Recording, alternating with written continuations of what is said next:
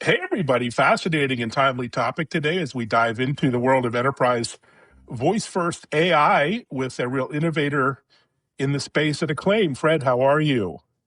Doing well, Evan. Good morning. Thanks for having me.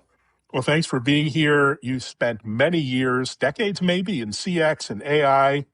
Perhaps before we dive into Acclaim, introduce yourself and your journey, and how do you describe Acclaim? Yeah, absolutely. As you said, I've been in the AI space, applied AI space for well over a decade at this point. Started in the world of consulting at Deloitte and McKinsey, helping Fortune 500 companies deploy AI in all parts of their organization, trying to find value in data. Back when AI wasn't called AI and ML was the cool word of the day. And then spent the last 7 years in the startup world, first in the world of supply chain AI, helping organizations move goods around the world faster and more efficiently at a company called Era in the decision intelligence space. And in the last 3 years, truly immersed in the world of CX at Replicant, building voice AI agents, and joined Acclaim about 2 months ago to launch the brand in the US and globally and start taking this product to market. Fantastic. Really exciting time, of course. We're all immersed in these topics, but what's changed recently, in your opinion? Recently could be a couple of years or so, that makes voice first AI really viable at scale in the enterprise and really compelling. Yeah, absolutely. It's funny to talk in years these days. It feels like everything is changing week over week. But what we really believe is change and that enables this technology is a combination of the underlying models having gotten truly quite phenomenal, as well as the technology that brings all of these models together to deliver the quality that both the consumer expects, being able to get answers to their questions, being able to get their problems resolved, not having to repeat themselves and try to figure out what the AI is expecting to hear. But just as importantly for the enterprises, AI that is controllable, that is manageable, that is not going to disobey guardrails, and especially in our space, AI that treats compliance, treats data security as a first-class citizen as it needs to be. Fantastic. And, automation has been around for, decades, RPA for the last decade and other techniques. But why has legacy automation kind of failed to deliver on a lot of the promises made? And what is really new and radical here with your approach?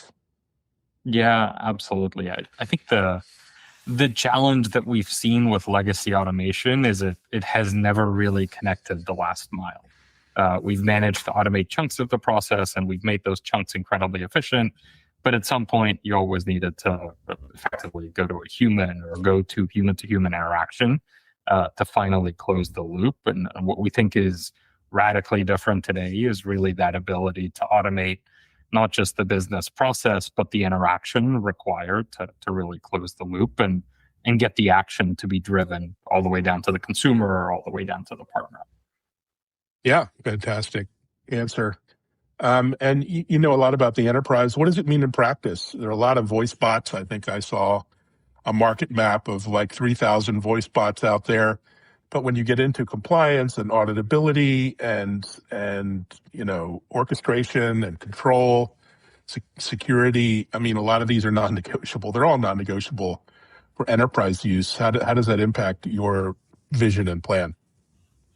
For us, it's a question of really making sure that those principles are at the foundation of what we build. And the way we think about this is at the core, sovereignty. It's the ability to deploy all of these models, soup to nuts, within the four walls of an organization, and help, what I would call the CIOs, the CTOs, or the innovation leaders move out of this place of being between a rock and a hard place of, I must innovate and I must introduce AI, but the only way today I have to do so is by sending my data to a third provider, to a third party that's in the cloud, who's then sending that data to their providers who are also in the cloud. And there's, many times dozens of them for any given company. So really it starts with sovereignty. And then on top of that sovereignty, it's really that auditability, control, guardrails, making sure that when we say the model is going to do a certain thing, or when we say the agent is going to follow a particular process, that we can guarantee that outcome. Great. And as you know, voice AI still has a bit of a reputation problem starting back in the IVR days. Sadly, too many of those are still out there. Plus, kind of the failed chatbot experience that many of us hate. We're continually trying to press zero to talk to a real person. How do you convince organizations that this time, something is fundamentally different? For us, it starts with hearing is believing. Our tagline on our website is results that speak for themselves, and we really stand behind that. Is being able to experience the automation, being able to experience how it's different. For us, it's also a question of being able to demonstrate for our specific domain, how do the results look different? And what I mean by that is, and I mentioned earlier, we own our own stack. We build our own transcription models, we fine-tune our own LLMs, we build our own text-to-speech. In all of those areas, we're always working against benchmarks that are specific to the work we do. So when we say our transcription accuracy is higher than market average, we mean it's higher than market average on a voice conversation that's running over telephony lines that is discussing banking topics, because that's what matters to a bank, right? It's great to look at, word error rate benchmarks that are universal, and those are great, but in our world, it doesn't matter if we're able to transcribe YouTube audio accurately. What matters is, are we able to transcribe that conversation that a caller is having with their bank on banking topics with a high degree of accuracy. Brilliant. And what are some of the big operational wins your customers are seeing right now, use cases or verticals? Maybe you can share some anecdotes there. Yeah, absolutely. I would say the main topics that we're really seeing benefit in are both kind of better results or better outcomes.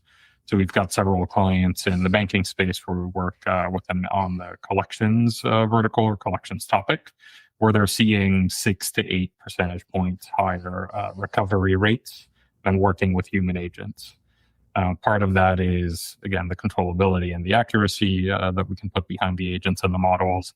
It's also our ability to rapidly A/B test messaging that works and be much more agile in how we run the process.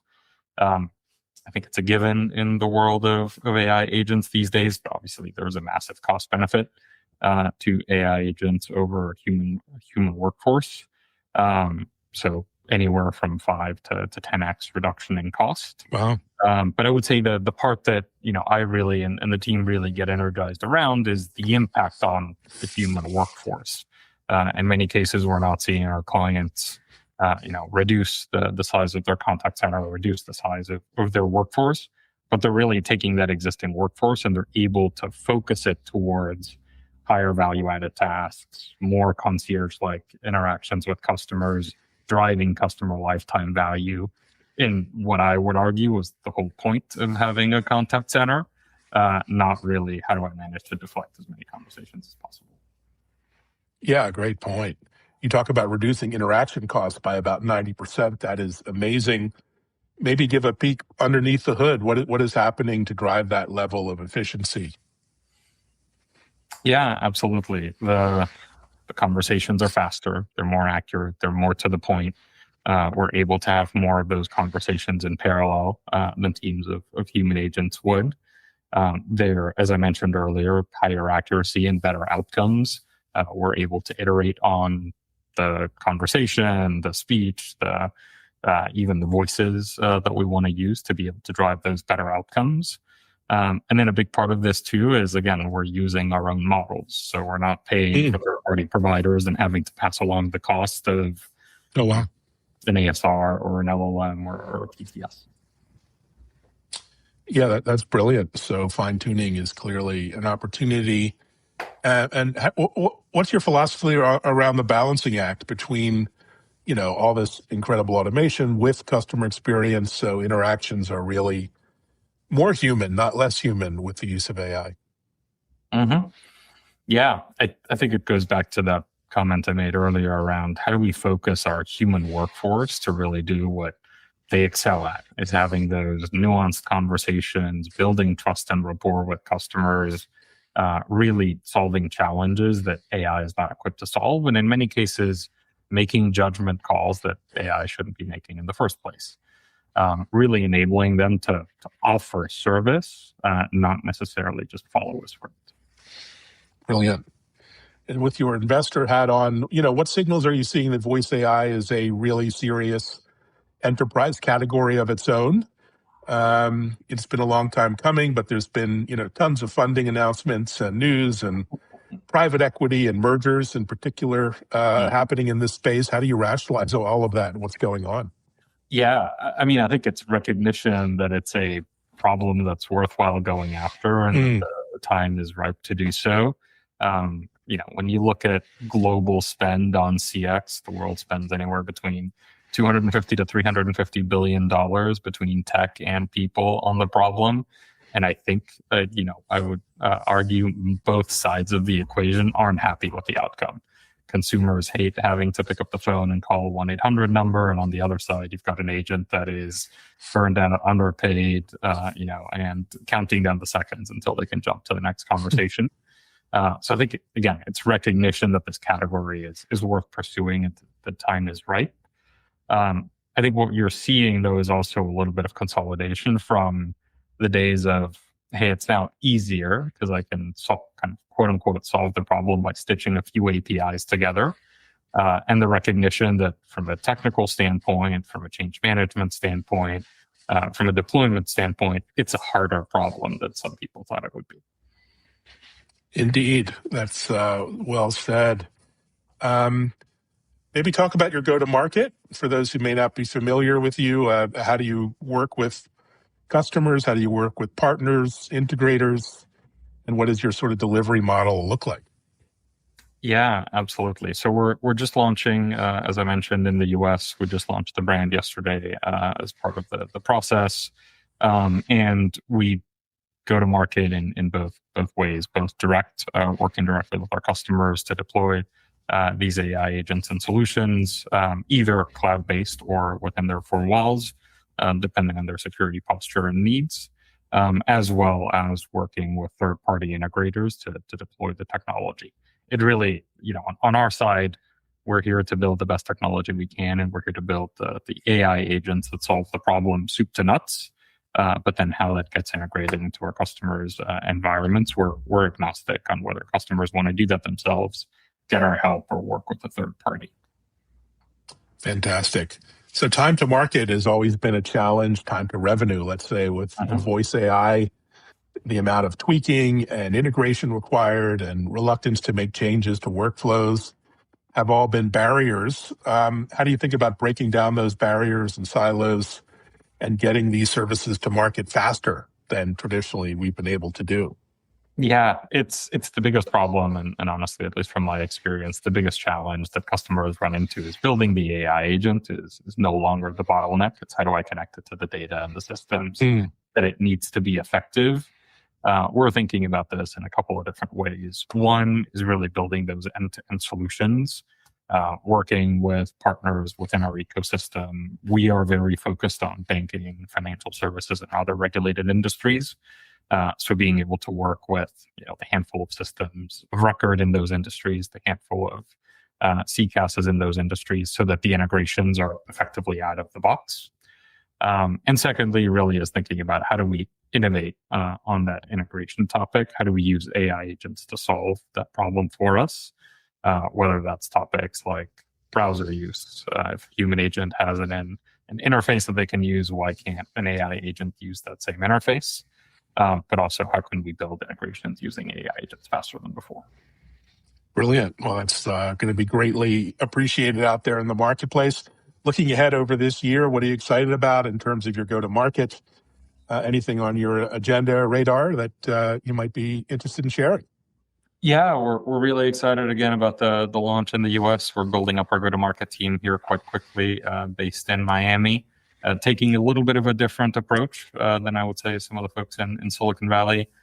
both from the investment standpoint. We're funded by Ratmir Timashev, the co-founder of Veeam, who funded our $34 million Series A. But also taking a bit of a longer term view to the market. It's not about raising as much capital as we can as quickly as we can and buying space in the market, but really building technology that, as you mentioned, is easy to integrate, easy to deploy, delivers value quickly, and delivers real long-term sustainable value. And then looking forward to meeting folks at conferences. We're getting ready for a conference in Vegas here next week. In terms of Credit Union Collections Association, we're also getting ready to show up at CCW and reveal the brand there to the broader CX community. Fantastic. We'll look forward to seeing you and the team out in the marketplace, and congratulations on all the success and more success to come. Thanks, Fred. Absolutely. Thank you, Evan. And thanks, everyone, for sharing this episode. Also, check out the TV show, techimpact.tv, on Bloomberg Television and Fox Business. Thanks, Fred. Thanks, everyone. Thanks, Evan. Take care.